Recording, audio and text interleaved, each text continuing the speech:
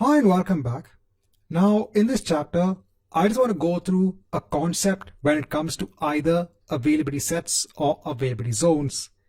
Now I made this chapter based on a question I get frequently from students. So earlier on I had shown y'all how you can go ahead and create virtual machines that are part of either an availability set or an availability zone. The concept of having availability sets and availability zones is to go ahead and increase higher availability for your underlying solutions.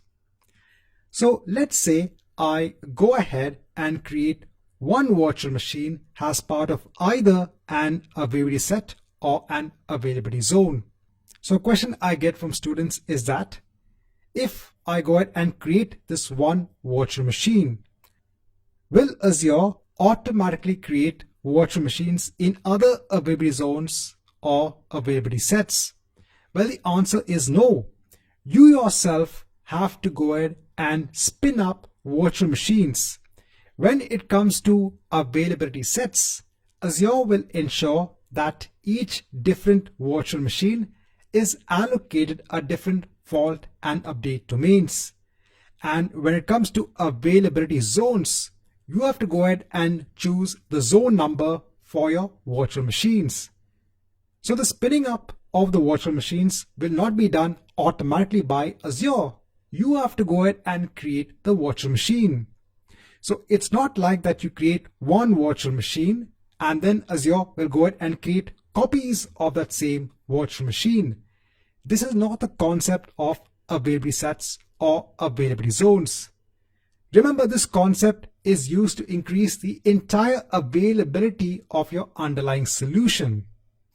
So if you have multiple virtual machines running as part of your application or your underlying system, it is your responsibility to ensure that that same application is installed on all of the virtual machines. This also will not be done automatically by Azure. Now, there are tools available for virtual machines and in Azure which can allow you to automatically install those applications when a new virtual machine is spun up. So you have something known as extensions which are available for virtual machine. Here you can use extensions and custom scripts to install the application that you want on these virtual machines. The underlying concept of the availability set or the availability zone is just in case if one virtual machine were to go down because of the problems in the underlying physical infrastructure, then you'll have the other virtual machines still up and running. But the responsibility of spinning up those additional virtual machines is again your responsibility. If you just go ahead and create only one virtual machine as part of your availability set or your availability zone, then this will not make a difference onto the availability of your solution.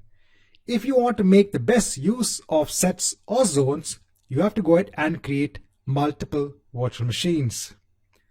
Right, so I just want to go through this particular concept or this particular confusion that students had when it comes to availability sets or availability zones.